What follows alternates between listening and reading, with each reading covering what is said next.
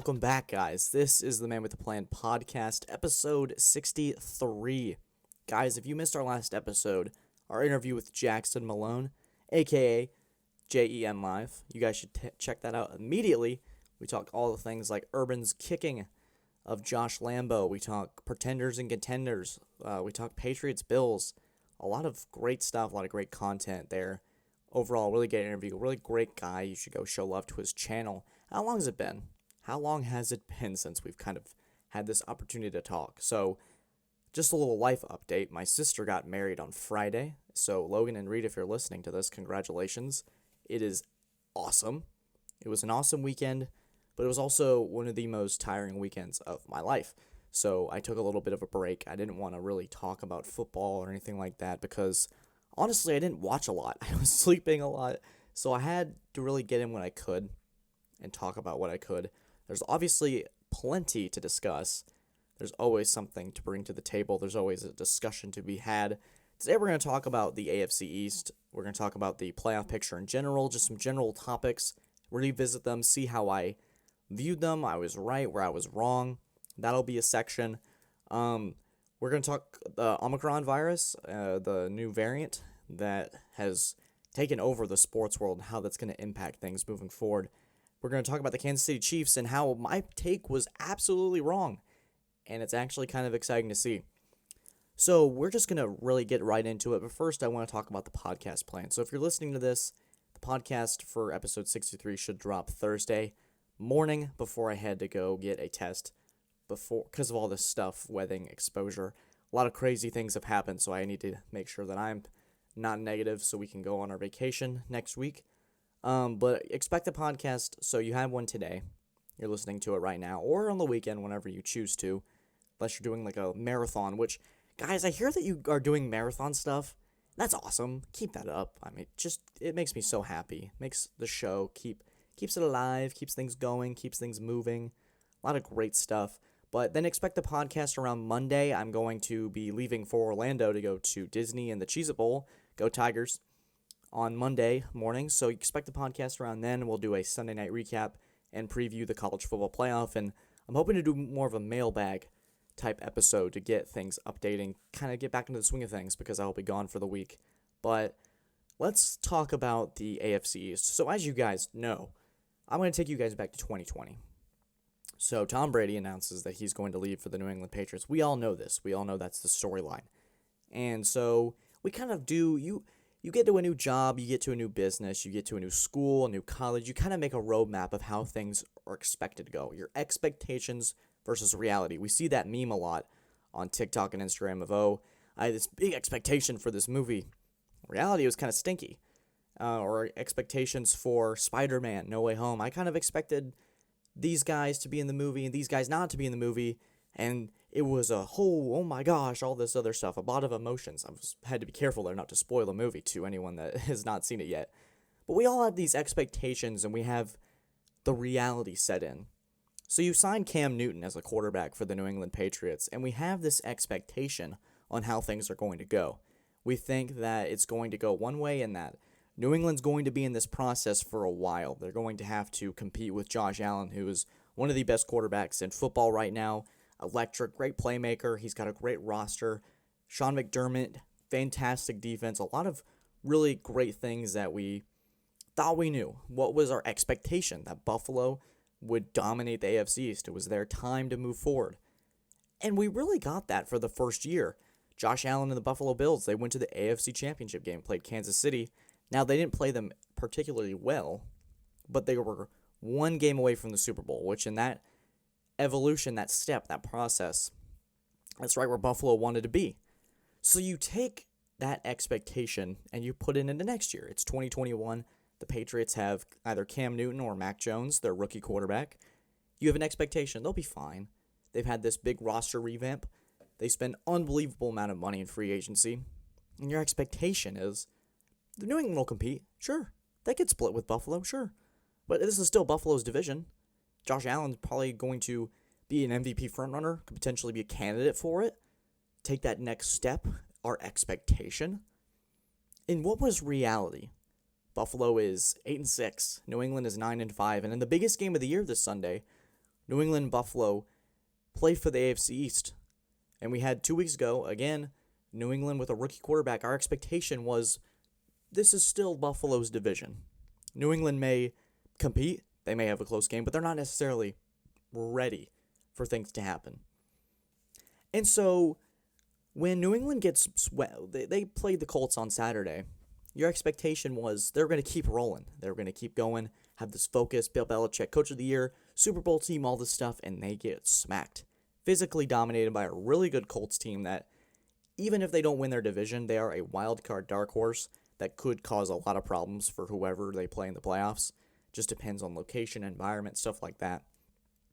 But I think our expectation moving forward is, New England's finally gotten their loss. Let's see how that affects them. And I think the reality of it is that it's actually a good thing. Now, you're going to go, wait, okay, Grayson, I just want to hear that right. You just said a loss is a good thing. Now, hear me out. I think that sometimes you get very successful at certain things. You start to have a routine. You start to expect, and like we said again, expectations versus reality. You start to expect how things are supposed to go. You get a mindset of how you prepare for something, and then you see how it just turns out. Like, let's say you drive down the same road every day. You're going from your apartment to your first class at 8 a.m., and you have the same traffic loop. We say, okay, if I leave at 7:50, I'm going to expect the school bus to stop me on the way to class, and I could be late. But if I leave at 7:40, I know that I have plenty of time. There's going to be no traffic because it's very early in the morning. You have that expectation. You have that it almost becomes muscle memory. So I think for New England, and I think that with such a young team, and not everyone's used to the quote-unquote Patriot way, you get teams that are in a mindset, they go, okay, we'll just go on here, 2-4 mindset. We'll pretty much play it like we always do. And I think New England faced their first roadblock, and not to say that they're not going to be a bad team, they're going to fall apart, but I think it's a good thing, and especially for a Belichick coach team, to remind them the basics. Go back to the basics. Go back to the drawing board. These things happen, guys. We go on the road, we get out-competed, we get physically outbeat, all this stuff. I think it's a really good thing for Mac Jones to get that focus. He didn't have the best of games, but they responded really well, and they were a Jonathan Taylor touchdown away from being able to potentially tie it up. Now, whether they could have won that on that kind of drive, we don't know. But still, that focus, that extra added focus. I love when you are in a class and you do really well in the homeworks and you go, okay, I know what I'm doing here. I might not study as much for this test. And then the test comes and you get 65 or something. And you go, oh my God. Okay, I need to go back and need to refocus. Maybe I need to make a note card or two about this potential topic. Or maybe I need to make a study group and really prepare more. These things are really good for young teams like New England and teams who have a lot of new faces. They can regroup and they can figure things out in a new way. It's not like they just lost in week 18 and they have to refocus like that. They can use these next couple weeks. They play Jacksonville, a team that's going through so much turmoil right now. They have a team in Miami who they're going to be looking for revenge. They have a team in Buffalo, the biggest game of the year. At home in Gillette Stadium. They took care of business in Buffalo. Now you can really see, how does this team respond to a loss like this? How are they emotionally mature? There's going to be a lot of interesting headlines and topics to really dive into after that New England game.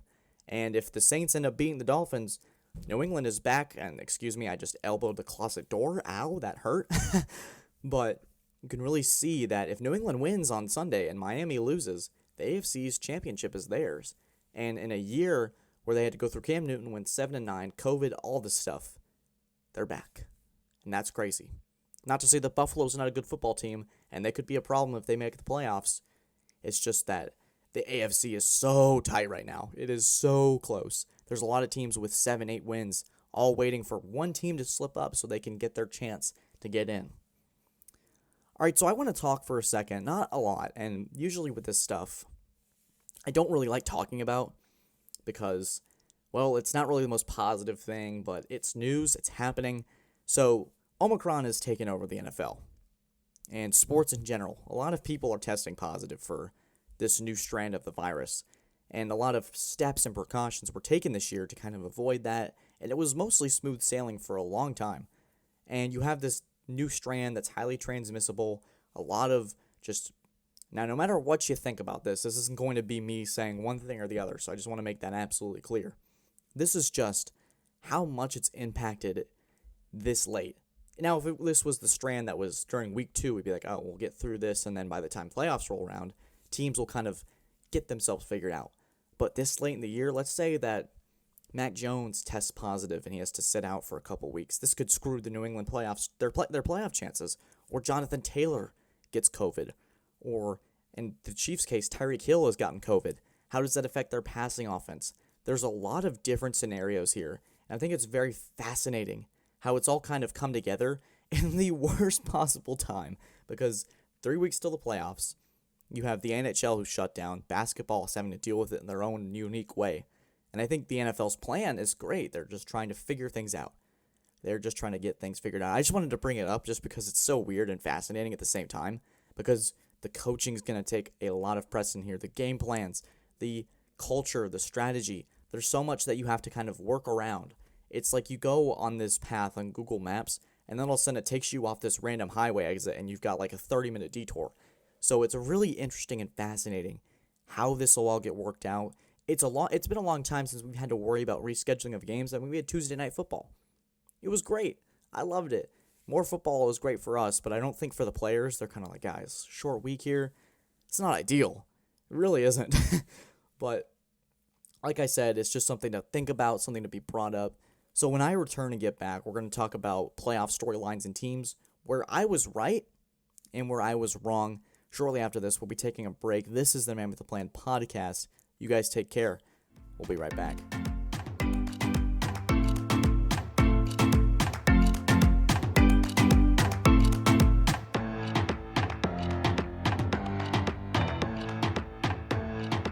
All right, we are back. This is the Man with the Plan podcast, episode 63.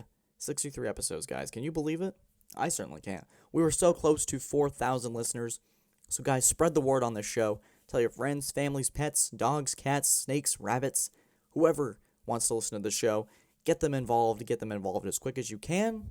Let's get the show growing and keep it rolling. Love it, love it, love it. Lots more to cover. Now, this is more going to be hopefully a less organized thing. Some takes you probably have never heard of. Some takes you probably have. Me say, so whether you're my friend that you've talked sports with me before or just a general thing on the show, we're going to do kind of like a similar to like a right-wrong type thing. But we're going to start with something I was wrong with, which was the Kansas City Chiefs. And we said on the interview with Jackson that boring is taking over. Now, what I mean by that is you take a team like Kansas City that normally you hear, when you hear Kansas City, what do you associate with? You associate the words fireworks, explosive, high octane, a lot of really passionate, explosive words to describe that offense that makes a lot of plays and a lot of plays very fast. So with a Kansas City team that starts to struggle, you have someone like me who starts to see maybe this team isn't that good anymore. Maybe this team's not really as good as they think they are. And in their winning streak, I was very skeptical because they played a Cowboys team that was filled with injuries. They played a Packers team that had Jordan Love, and I was like, all right, guys, this really isn't that impressive. The Kansas City Chiefs, I wasn't really sure. And I watched their last 2 games, and their first one was against the Raiders, and still that made me very skeptical, where the Raiders went out and stepped on their logo like a bunch of idiots. Why do you do that? Why do we step on logos anymore? And they went out and trounced them. And usually Mahomes trounces the Raiders anyways, but this was a butt kicking. I was, oh my goodness. Oh my God, poor Hunter Renfrow. But they went and played the Chargers, and the Chargers, who are a really good team on their best day, they won in overtime. They were able to get out of this little funk, and they were able to put together really good drives. Mahomes was electric in overtime. Now, I remember when Kansas City fans were a little upset that their quarterback didn't get a chance in overtime, but a certain Justin Herbert didn't. But anyways, the Chiefs look fantastic. And it's not because they're making these 75-yard bomb plays, they're getting pick sixes and fumbles like in Madden all the time. They're winning by being boring. They're winning by Mahomes taking what the defense is giving him. They're winning because it's Andy Reid saying, Patrick, I don't need you to win the game for me every single play. I just need you to take this drive. We can go 14, 13 plays, and it's completely fine. We'll give the ball to our running backs. We'll give the ball to our receivers. Let them work in space. Tyreek Hill is really great at just catching the ball at 5 yards and turning into a 35-yard play. Travis Kelce is really good. These receivers are really good at getting the ball and making something out of nothing. So Mahomes, using the arm that he has, which is unbelievable, you can give him a quick little out route, quick little screen, and they can make it happen. Boring works. You can have these simple throws. That's why the Patriots are so successful this year, because they're boring with Mac Jones. If you're a football fan that wants Mac Jones to run for 75 yards like Lamar Jackson, that's not what's going to happen. They're going to win with efficiency. They're going to win with a solid game plan. They're not going to do anything that's going to blow you off the charts, but they're going to win, and they're going to do it well. And that's what the Chiefs are starting to become. And if they can get the 1 seed and play in an Arrowhead, and the Super Bowl has to go through them, that's going to be a dangerous formula for the rest of the NFL. Now, something that I'm really happy about, something that I was right about earlier, is that the Philadelphia Eagles are back on track. Now, I hear you saying, oh, it was Garrett Gilbert and this practice squad Washington football team that the Eagles just beat. But in Nick Sirianni's first year, where in his first press conference, he was like, I don't know. You're really happy to see them at 7-7, right where they want to be. They're in the mix of the playoffs. And I said, with this schedule that Philadelphia has, they have a unique opportunity to be able to make the playoffs. And in an NFC where the 8 seeds probably going to be 9-8 or 10-7, Philadelphia has put themselves in a very fantastic position. And I said about 3 weeks ago, Philadelphia knows what they are. They're a running football team. Jalen Hurts is getting better at throwing the football. Their defense is making plays. This is a team that could be a problem in the playoffs, especially in a cold environment like Lambeau or an environment like Tampa Bay, who's starting to lose players. If they can run the ball efficiently and run it well and keep these offenses like Dak Prescott's offense, Aaron Rodgers' offense, Tom Brady off the field, they could be dangerous. I'm not saying that they're talented like a Dallas or a Green Bay or a Tampa Bay or maybe in even LA or Arizona, but they definitely have a formula that works and something we've seen before. And something else I want to point out on is Arthur Smith. Now, necessarily, we didn't really talk about Atlanta because Atlanta is not really a generational headlines thing, so Atlanta fans, I'm sorry. But Arthur Smith has done something really well with this team. And I know they just got trounced by San Francisco, but in my mind, San Francisco's a really bad matchup. If your roster is not on the same par, usually you can outwork it with game plans and stuff like that, but it reminded me of when New England went in there, and they did not have a really great roster, and they got smacked by San Francisco, and it was at home too. And Jimmy Garoppolo just made simple throws. They just ran down their throat. That Atlanta game reminded me of it. But Arthur Smith is taking them in such a direction that I did not really expect in the first year. With the roster that is really bottom of the NFL, Matt Ryan aging, does not really look the same, having an efficient year, and Cordell Patterson certainly helps. This team with Calvin Ridley, I believe, would have a couple extra wins on the board. He's hopefully fighting his demons, whatever is going on there. But this is a team that's in the right direction that will be competing in the playoffs very, very soon. Something that you really need to look out for. And something else that I wanted to point out is I said on the podcast with Jackson is that Arizona is not competing for a Super Bowl this year. This team is falling apart. And yes, part of it is without DeAndre Hopkins. And yes, I know there's a lot of circumstances, but this team just doesn't really have the pieces right now. They lost J.J. Watt. They lost DeAndre Hopkins. This team is talented. They could win a playoff game, but I really don't see them winning 4 straight and going to a Super Bowl because this is going to be a wild card situation. I honestly think LA is going to win the division because I think Arizona is going to drop a game to Dallas when it comes down to it. And we're really going to talk about those Rams real quick. Whew, those guys look good. Aaron Donald, Von Miller, Odell Beckham Jr., Cooper Kupp, who could break Calvin Johnson's record. I know, granted, in a shorter time and a longer time than Calvin, but what a team they are. They're really fun to watch. They have a lot of complementing pieces. Jalen Ramsey makes it really easy for Aaron Donald and Von Miller, who got his first sack yesterday as a Ram, which is really cool to see, and it's really odd at the same time. But there's a lot of just circumstances with LA that they are a perfect team that can make a surefire run no matter if they have to go on the road or if they get to play in LA for a couple games. And it's their Super Bowl. It'll be the one to host if they end up pulling it out. But guys, that'll do it for our show today. It's going to be a little shorter than usual just because of all that's happened and all that's going on. But nonetheless, I hope you guys enjoyed it. Keep on the lookout for a podcast on Monday. I'm going to send out something on my Instagram to see what you guys want me to answer for terms of questions I'll put out.